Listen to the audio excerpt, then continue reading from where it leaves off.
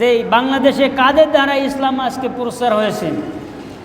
কোনো আলেম, কোনো মুফতি, কোনো মৌলানা বলতে পারবে না যে আমার দাদার জন্য আমার দাদা অনেক বড় মুফতি ছিল, আমার দাদা অনেক বড় পিসাব ছিল, আমার দাদা অনেক বড় মৌলানা ছিল, আমার আব্বা অনেক বড় মৌলানা ছিল, এই মৌলানায় আমার দেশে দিন প্রচার করেছে। কোনো আলেম, কোনো মুফতি, কোনো মৌলানা আজ পর্যন্ত বলতে পারছে? কথা বলেন না কেন? কিন্তু এই আনাসে কানাসে, বাংলাদেশের আনাসে কানাসে কাদের দ্বারা আজকে ইসলাম পাইছেন আপনি? কাদের দ্বারা আজকে এইখানে বসে বয়ান করতেছেন? কাদের দ্বারা আজকে মসজিদ প্রতিষ্ঠা করে মসজিদে নামাজ পড়তেছেন, আজান দিচ্ছেন? মনে আছে? কথা বলেন না কেন? ইতিহাস সাক্ষী দেখেন, হযরত শাহজালাল মুজাররদ ইয়ামিনী সিলেটের জমিনে যদি না আসতেন, সিলেট অন্ধকার হয়ে পড়ে থাকতো। অন্ধকার হয়ে পড়ে থাকতো মানে কি? তারা ইসলাম আজকে পেত না। কথা বলেন না কেন? একটু হোক কিছু বলেন।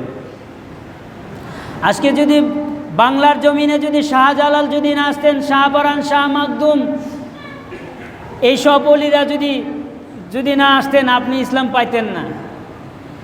যেই বেটা ওয়াজ করতেছে এই বেটাও কিন্তু ভালো করে জানে যে এদের দ্বারা আজকে আমরা ইসলাম পাইছি, আর এদের বিরুদ্ধে আজকে আমরা কথা বলতেছি। কথা বলেন না কেন? আপনি কি জানেন শাহজালাল কে? রাজা গৌর গোবিন্দ সিলেটের বাদশাহ ছিল। কি ছিল? বাদশাহ, রাজা ছিল।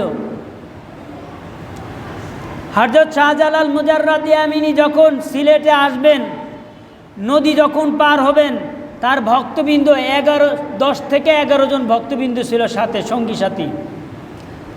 যখন তিনি ইয়ামেন থেকে এই সিলেটে আসবেন, রাজা গৌর গোবিন্দ আগেই জেনে গেছে যে সিলেটের বুকে আসতেছে শাহজালাল নামে একজন মুসলমান। শুধু এতটুকু জানে, কিন্তু সে একজন আধ্যাত্মিক লোক এটাও জানে গৌর গোবিন্দ। দুষ্টু মানুষের মাথার ভিতরে কিছু দুষ্টু বুদ্ধি থাকে, কি বলেন? তো দেখেন, যখন শাহজালাল এই নদী পার হয়ে আসবে সিলেটের বুকে, শাহজালাল মুজাররদ ইয়ামিনী তার ভক্তবৃন্দ নিয়ে যখন আসবেন, নদীর পাড়ে দেখে একটাও নাই, নৌকা নাই। নৌকা ছাড়া কি নদী পার হওয়া যাবে? নৌকা ছাড়া নদী পার হওয়া যাবে না। এদিকে রাজা গৌর গোবিন্দ আগেই ঘোষণা করে দিয়েছিল যে ওই পারে যত নৌকা আছে একটা নৌকা থাকবে না, সমস্ত নৌকা আমার এই পাশে চলে আসবে। হযরত শাহজালাল মুজাররদ ইয়ামিনী তার কাঁধের রুমালটা বিছিয়ে দিলেন নদীর ভিতরে। কোথায়? নদীর ভিতরে বিছিয়ে দিলেন। একজন করে ভক্তবৃন্দ একজন করে উঠতেছেন, আর তার এই কাঁধের রুমালটা আস্তে আস্তে অটোমেটিকভাবে বড় হয়ে যাচ্ছে। সকলেই বলি সুবহানাল্লাহ। এই শাহজালাল মুজাররদ ইয়ামিনী তার এই কাঁধের রুমালটা বিছিয়ে নদী পার হয়ে গেছিল অটোমেটিকভাবে, নৌকার মতো ভাসতে ভাসতে ভাসতে ভাসতে যখন রাজা গৌর গোবিন্দের এলাকায় চলে আসলেন, তখনই ঠিক পেয়ে গেলেন রাজা গৌর গোবিন্দ এখন আমার আর বাঁচার কোনো ক্ষমতা নাই। দেখেন, যাদের দ্বারা ইসলাম আজকে পাইলেন, আজকে আমরা তাদেরকে বিতাড়িত করার জন্য বাংলাদেশে উঠে পড়ে লাগে পড়ছে। কথা বলেন না কেন? কথা বলেন, ঠিক কিনা? এই শাহজালাল মুজাররদ ইয়ামিনী যদি বাংলার জমিনে যদি না আসতো, খোদার কসম আপনি ইসলাম পাইতেন না। যত বড় মুফতি হোক সেও বলতে পারবে না যে না আমি এমনি ইসলাম পাতাম।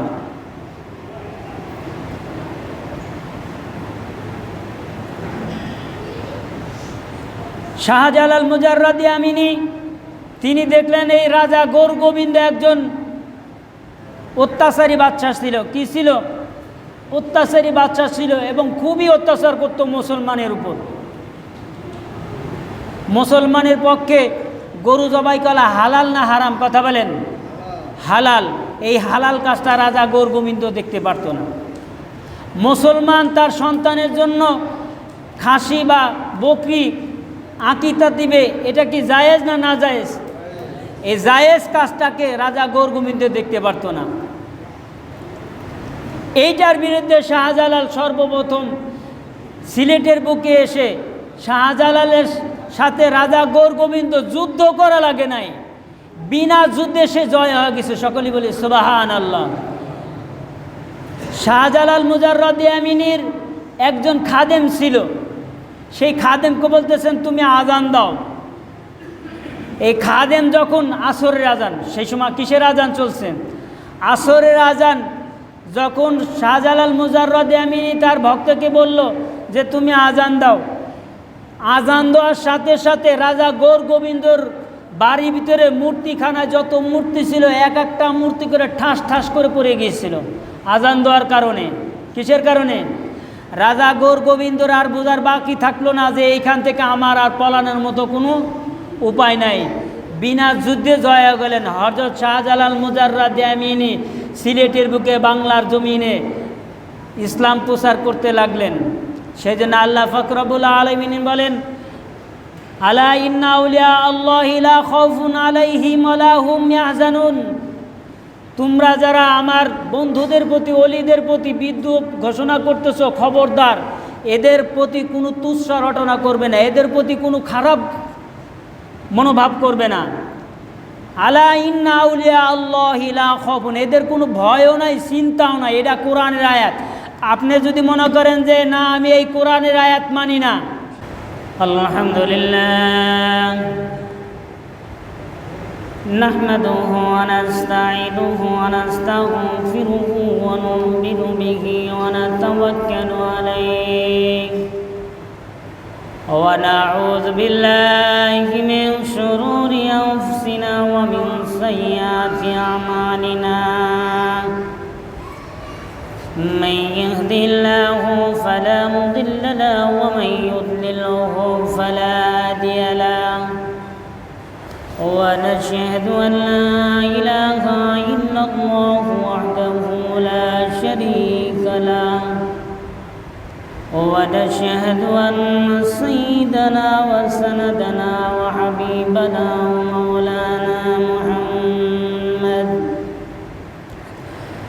الذي أرسله بالحق بشيرا ونذيرا وداعيا إلى الله بإذنه وسراجا وقمرا منيرا. فقد قال الله تعالى في كلامه المجيد والفرقان الحميد: إن الله وملائكته يصلون على النبي يا أيها الذين آمنوا صلوا عليه وسلموا تسليما.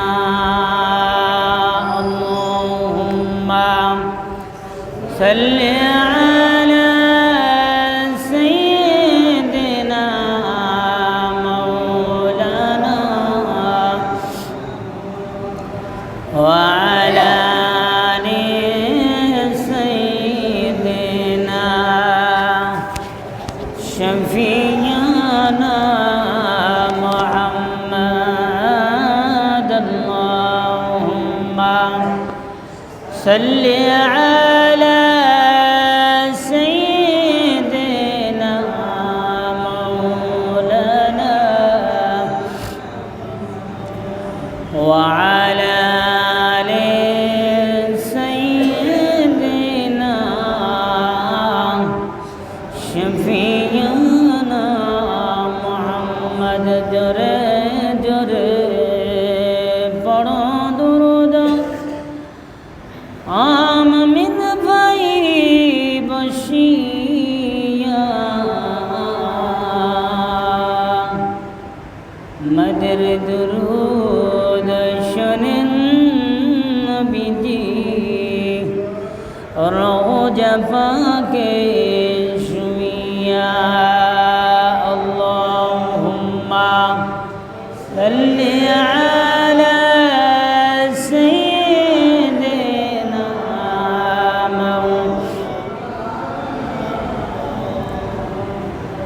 وعلى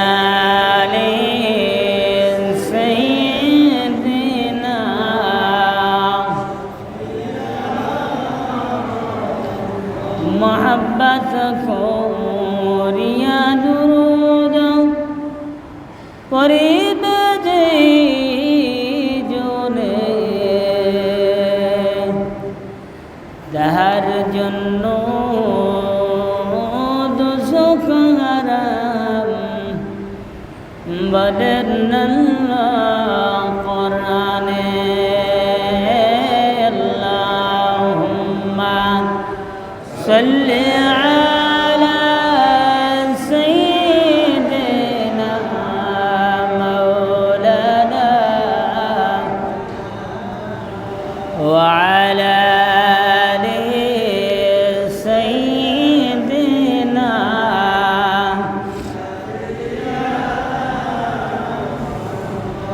দাদাও ছিল এখন আর, বাবাও কিন্তু থাকবে না। তোমার আমার আসল বাড়ি কবর মাঝে ঠিকানা। সাল্লি আলা সাইয়্যিদিনা মাওলানা ওয়া আলা আলি সাইয়্যিদিনা শাফিয়ানা মুহাম্মদ বালাগাল উলা বিকামালি كشف الدجى بجماله حسنت جميع خصاله صلوا عليه وآله رہے میرے مسکن حول کعبہ بنے میرے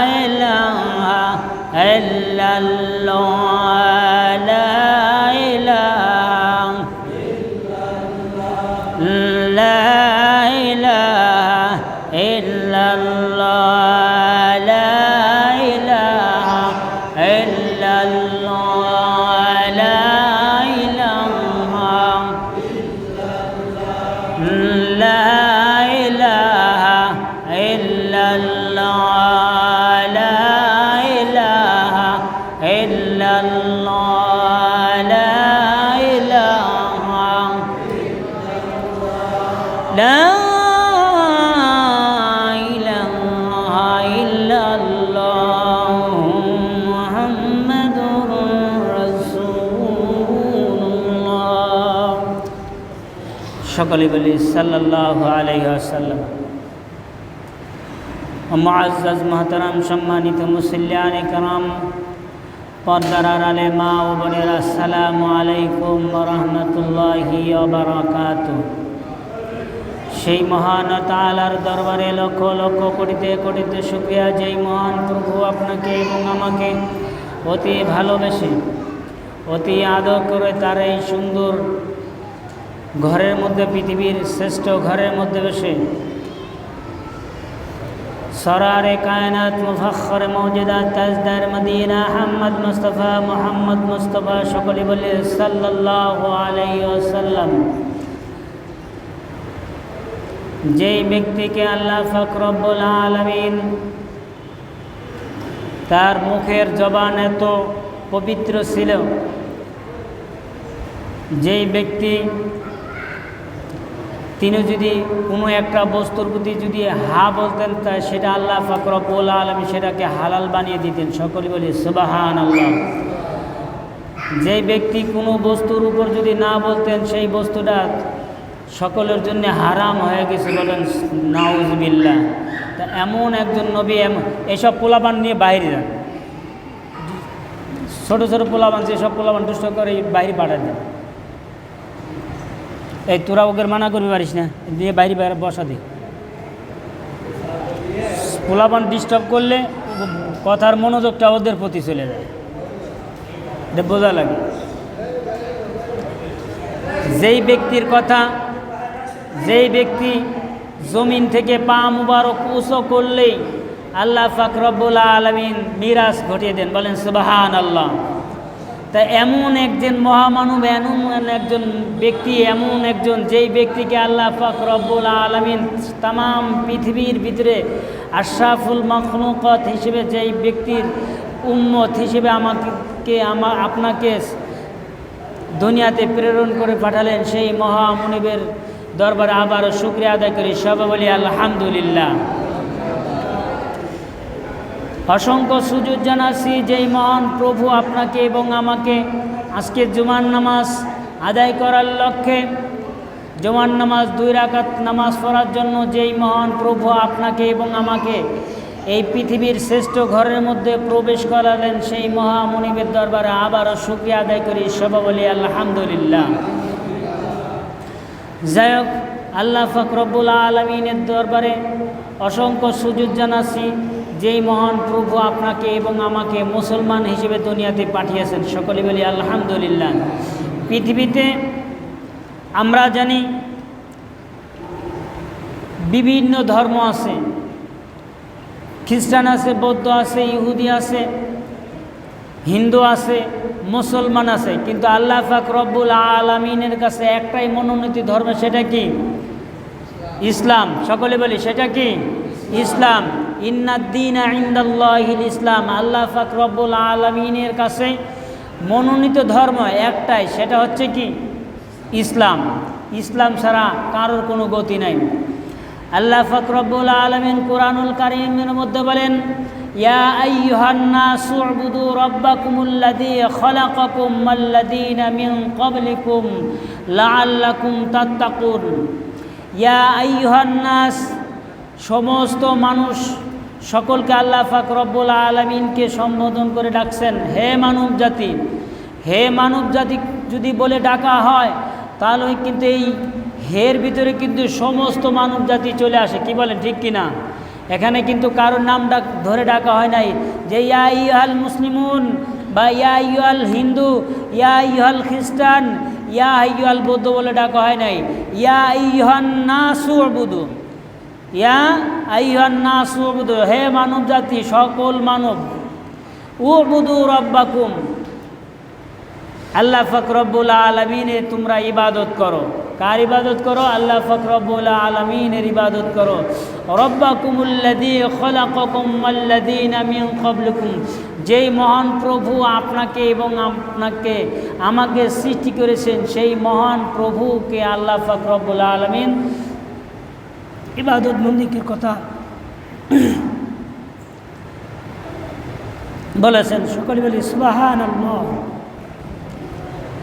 আল্লাহ পাক রব্বুল আলামিনের দরবারে সেই জন্য আরও সুযোগ জানাচ্ছি যে এই মহান প্রভু দেখেন, আপনাকে ইচ্ছা করলে হিন্দুর ঘরেও পাঠাতে পারতেন, কি বলেন?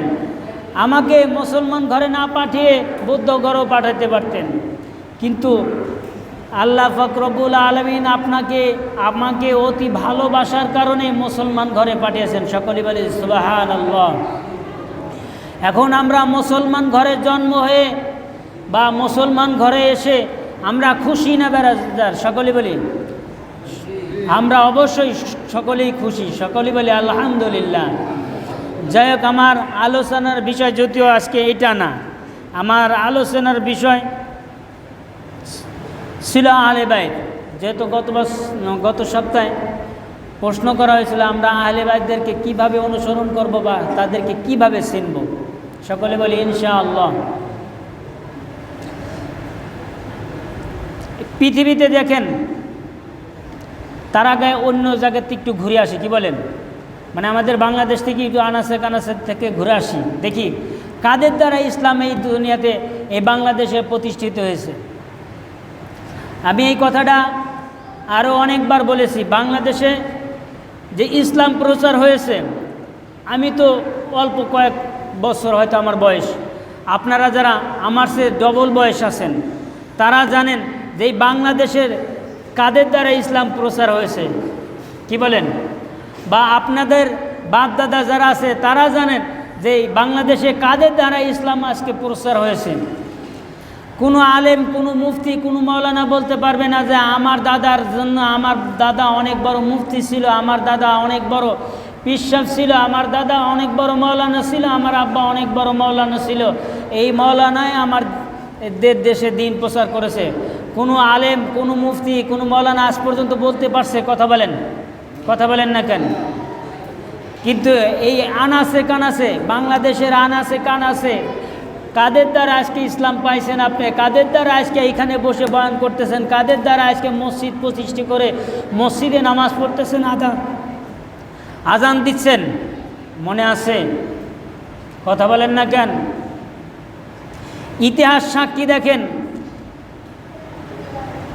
হযরত শাহজালাল মুজাররাদি আমিনী সিলেটের জমিনে যদি না আসতেন, সিলেট অন্ধকার হয়ে পড়ে থাকতো। অন্ধকার হয়ে পড়ে থাকতো মানে কি? তারা ইসলাম আজকে পেত না। কথা বলেন না কেন?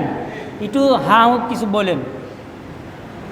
আজকে যদি বাংলার জমিনে যদি শাহজালাল যদি না আসতেন, শাহপরান, শাহ মাকদুম, এইসব অলিরা যদি না আসতেন, আপনি ইসলাম পাইতেন না।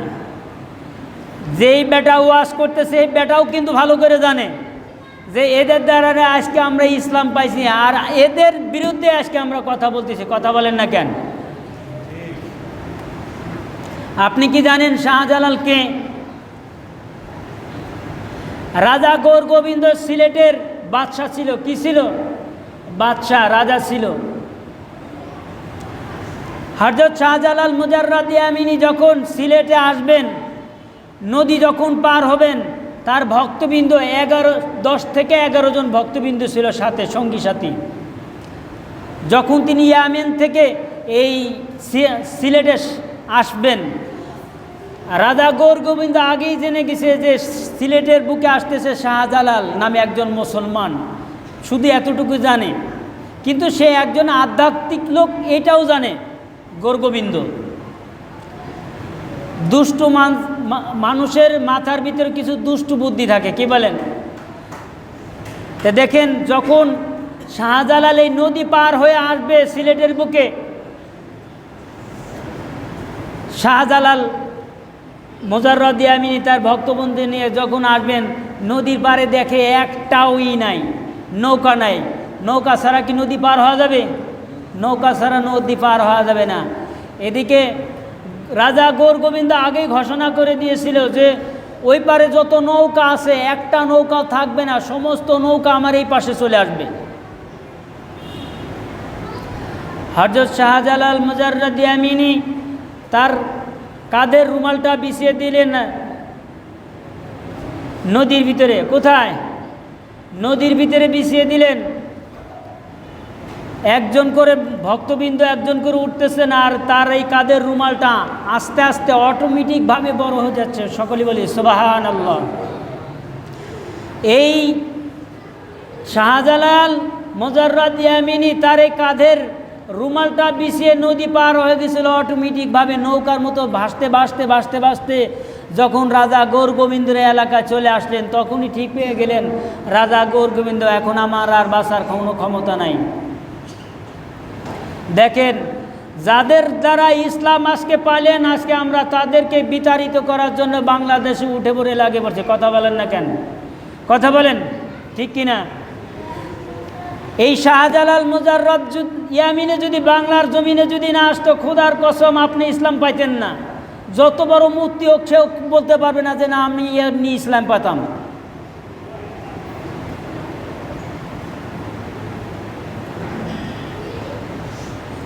শাহজালাল মুজাররদ ইয়ামিনী তিনি দেখলেন এই রাজা গৌর গোবিন্দ একজন অত্যাচারী বাদশা ছিল। কি ছিল? অত্যাচারী বাদশা ছিল এবং খুবই অত্যাচার করত মুসলমানের উপর। মুসলমানের পক্ষে গরু জবাই করা হালাল না হারাম? কথা বলেন। হালাল। এই হালাল কাজটা রাজা গৌর গোবিন্দ দেখতে পারত না। মুসলমান তার সন্তানের জন্য খাসি বা বকরি আকিকা দিবে, এটা কি জায়েজ না না জায়েজ? এই জায়েজ কাজটাকে রাজা গৌর গোবিন্দ দেখতে পারত না। এইটার বিরুদ্ধে শাহজালাল সর্বপ্রথম সিলেটের বুকে এসে শাহজালালের সাথে রাজা গৌর গোবিন্দ যুদ্ধ করা লাগে নাই, বিনা যুদ্ধে সে জয় হয়ে গেছে। সকলেই বলি সুবহানাল্লাহ। শাহজালাল মুজাররদ ইয়ামিনীর একজন খাদেম ছিল, সেই খাদেমকে বলতেছেন তুমি আজান দাও। এই খাদেম যখন আসরের আজান, সেই সময় কিসের আজান চলছে? আসরের আজান। যখন শাহজালাল মুজাররদ ইয়ামিনী তার ভক্তকে বলল যে তুমি আজান দাও, আজান দেওয়ার সাথে সাথে রাজা গৌর গোবিন্দর বাড়ির ভিতরে মূর্তিখানায় যত মূর্তি ছিল এক একটা মূর্তি করে ঠাস ঠাস করে পড়ে গিয়েছিল আজান দেওয়ার কারণে। কিসের কারণে? রাজা গৌর গোবিন্দর আর বোঝার বাকি থাকলো না যে এইখান থেকে আমার আর পলানোর মতো কোনো উপায় নাই। বিনা যুদ্ধে জয় হয়ে গেলেন। হযরত শাহজালাল মুজাররদ ইয়ামিনী সিলেটের বুকে বাংলার জমিনে ইসলাম প্রচার করতে লাগলেন। সেজন্য আল্লাহ পাক রব্বুল আলামিন বলেন, আলা ইন্না আউলিয়া আল্লাহি লা খাউফুন আলাইহিম ওয়া লা হুম ইয়াহজানুন। তোমরা যারা আমার বন্ধুদের প্রতি, ওলিদের প্রতি বিদ্রুপ ঘোষণা করতেছো, খবরদার এদের প্রতি কোনো তুচ্ছ রটনা করবে না, এদের প্রতি কোনো খারাপ মনোভাব করবে না। আলা ইন্না আউলিয়া আল্লাহি লা খাউফুন, এদের কোনো ভয়ও নাই, চিন্তাও নাই। এটা কোরআনের আয়াত। আপনি যদি মনে করেন যে না আমি এই কোরআনের আয়াত মানি না, কথাটা বুঝতে পারছেন? আপনি যদি মনে করেন যে না আমি এই কোরআনের আয়াত মানি না, কোরআনের আয়াত বাদ বাকি যা আছে সব মানি, খালি শুধু আলা ইন্না আউলিয়া আল্লাহি লা খাউফুন আলাইহিম ওয়া লা হুম ইয়াহজানুন এই সূরা ইউনূসের এই আয়াতটা আমি মানব না। খোদার কসম করে বলতেছি, আমার এই কথাটা মিডিয়ায় চলে যাচ্ছে, খোদার কসম করে বলে যাচ্ছি, যত বড় মুফতি হোক, যত বড় আমি আলেম হোক, তার সঙ্গে সঙ্গে ঈমান চলে যাবে। বলেন নাউজুবিল্লাহ। কারণ কোরআনের একটা হরফকে, একটা অক্ষরকে যে কেউ যদি কোনো ব্যক্তি অস্বীকার করে, তার সঙ্গে সঙ্গে ঈমান চলে যাবে। কথাটা বুঝতে পারছেন? আর আপনি পুরা আয়াতটাই স্বীকার করতেছেন না, যে আলা ইন্না আউলিয়া আল্লাহি লা খাউফুন আলাইহিম ওয়া লা হুম ইয়াহজানুন। আমি এই আয়াত মানতে পারি না। আপনার মতো মানুষ, হবাজাবা মানুষ মানার দরকারও নাই। আল্লাহ পাক রব্বুল আলামিন বলেন, আমার এই জমিনে, আমার এই পৃথিবীতে আমার দিনকে কায়েম করবই, সেটা আমি আল্লাহ পাক রব্বুল আলামিনের ওয়াদা। সকলেই বলি সুবহানাল্লাহ। ওয়ালাউ কারিহাল কাফিরুন, তাদের কাফেরদের মনের ভিতরে জ্বলাপড়া উঠুক আর না উঠুক। ইসলাম যার দ্বারা ইসলাম ছিলাম তারে ছিলাম না, যার দ্বারা সিন্নি খেলাম, কথা বলেন না কেন, মোল্লা ছিলাম না। আমার মতো জিল্লুর রহমান আজকে এখানে বসে ওয়াজ করার মতো কোনো সাহস থাকতো না যদি রাজা গৌর গোবিন্দর বিরুদ্ধে হযরত শাহজালাল ইয়ামিনী যদি যুদ্ধ না করতেন। ইতিহাস খুলে দেখেন। সেই জন্য বলতেছি, বাংলার আনাসে কানাসে যত অলি এসেছেন, সমস্ত অলিরাই ইসলাম প্রচার করার জন্য দুনিয়াতে এসেছেন এবং বাংলাদেশে এসেছিলেন। আপনি সমস্ত অলিদের ব্যাপারে খোঁজ নেন, খোঁজ খবর নেন। শাহ মাকদুমের মাজার রাজশাহী আমি নিজেও গিয়েছি, শাহ মাকদুমের মাজার আমি নিজেও দেখেছি। আসলে সমস্যাটা কোথায় জানেন? আমরা ওই কথায় একটা আছে, যে ব্যক্তি নরম তার সাথে আমরা কিন্তু গরম দেখাইতে পারি। কি বলেন? যে ব্যক্তি নরম সেই ব্যক্তির সাথে আমরা সকলেই গরম দেখাইতে পারি। গরম ব্যক্তির সাথে গরম দেখাইতে পারি না, কারণ কি আমার ওইখানে শক্তি নাই। আপনি যান না, শাহ মাকদুমের মাজার যান, ভাঙতে যান, আপনি নিজেই ভেঙে যাবেন। আপনি বিশ্বাস হয় না? একটা ঘটনা বলি, নাম বলবো না। সিলেটের একটা মাজার, শাহজালাল পরে আর একটা মাজার আছে, সেই মাজারটার নাম কি কথা বলেন? হ্যাঁ, শাহপরাণ। শাহপরাণের মাজার। যদিও তো কথাটা বলার উদ্দেশ্য ছিল না, কিন্তু একটা শিক্ষণীয় বিষয় আছে। এই শাহপরাণ, এই ব্যক্তি আল্লাহর ওলি। কে কথা বলেন? এই ব্যক্তি আল্লাহর ওলি। এই শাহপরাণের মাজারে একজন খাদেম পাহারা দেয় আর কি, যে খাদেম, যে খেদমত করে। এই ব্যক্তি এখানে খেদমত অবস্থায় একটা লোক ঢুকছে জুতা পাই দিয়ে। কি পাই দিয়ে? জুতা পাই দিয়ে। এই খাদেমটা বলতেছেন, ভাই এখানে তো বেয়াদবি হয়ে যাচ্ছে, আল্লাহর ওলির মাজার, আপনি যদি একটু কষ্ট করে জুতাটা খুলে রাখে আসতেন তাহলে একটু ভালো হতো, বেয়াদবি হওয়া যায় না হলে। এটা তো স্বাভাবিক, কি বলেন? তো ওই লোকটা বলতেছে, ভদ্রলোকটা বলতেছে, হ্যাঁ খাদেম, তুই চিনিস আমি কে? আগের তো যদি জানতাম তাহলে আমার জুতা না পাওটাই থুয়ে আসতাম বাড়িতে, তারপর আমি এই মাজারে আসতাম।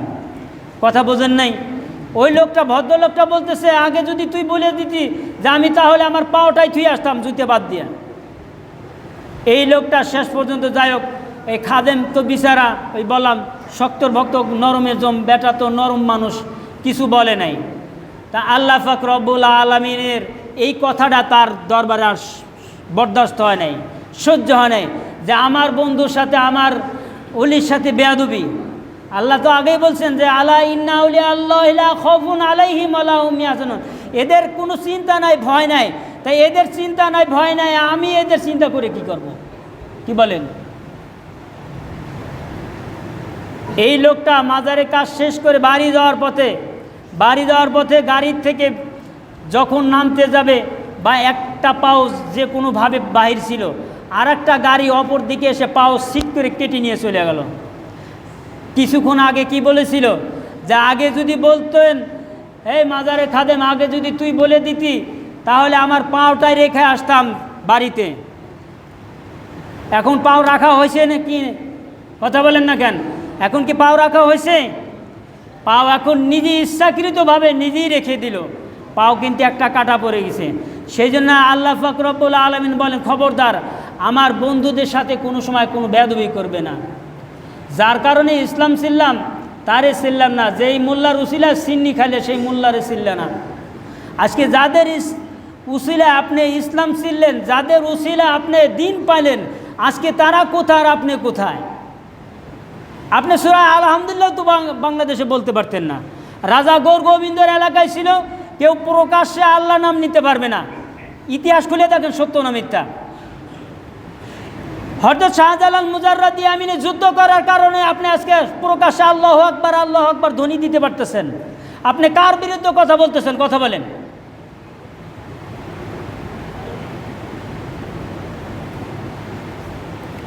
এখন আমার এই কথা শুনে আপনারা মনে মনে ভাবতে পারেন, এই বেটাই তো কাম হয়ে গেছে, এই বেটা তো মাজার পূজারি। এই বেটা কি পূজারি? মাজার পূজারি।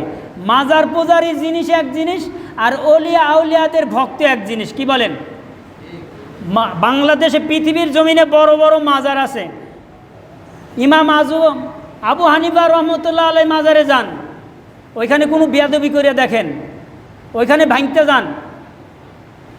বাগদাদে শুয়ে আছেন বড় পীর আব্দুল কাদের জিলানী রহমতুল্লাহ আলাই, কত সুন্দর পরিপাটি করে বানানো, যান না ওইখানে, ওই মাজার ভাঙতে যান।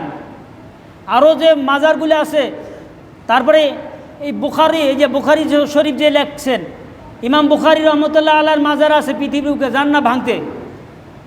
দেখো না কতবার সাহস আছে আপনার বুকে। আপনি নিজেও জানেন যে এইখানে গেলে আমার মতো ফুটুস হওয়া যাবে। কি বলেন? আপনি জানেন যে এইখানে আমাদের মতো কাঠমোল্লা গেলে নিজেরাই ফুটুস হওয়া যাবে অটোমেটিকভাবে, আপনার বলাও লাগবে না। সেই জন্য কথা বললে হুশ করে বলতে হবে। আল্লাহ পাক রব্বুল আলামিন বলতেছেন, আলা ইন্না আউলিয়া আল্লাহি লা খাউফুন আলাইহিম ওয়া লা হুম ইয়াহজানুন, খবরদার এদের বিরুদ্ধে কোনো সময় কথা বলবে না। আমি আল্লাহ পাক রব্বুল আলামিন এদেরকে ছেড়ে দিছি।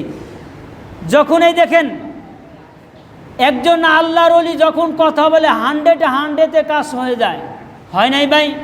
কথা বলেন না কেন? বড় পীর আব্দুল কাদের জিলানী রহমতুল্লাহ আলাইহির দরবারে তার বাড়িতে একজন চোর ঢুকেছিল। কি ঢুকেছিল?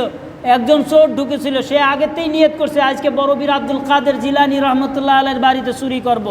যদি ধরা পড়ি তাহলে বুঝবো যে না সে একজন বড় পীর, আর যদি ধরা না পড়ি বুঝবো যে সে একজন ফাও ফাও পীর।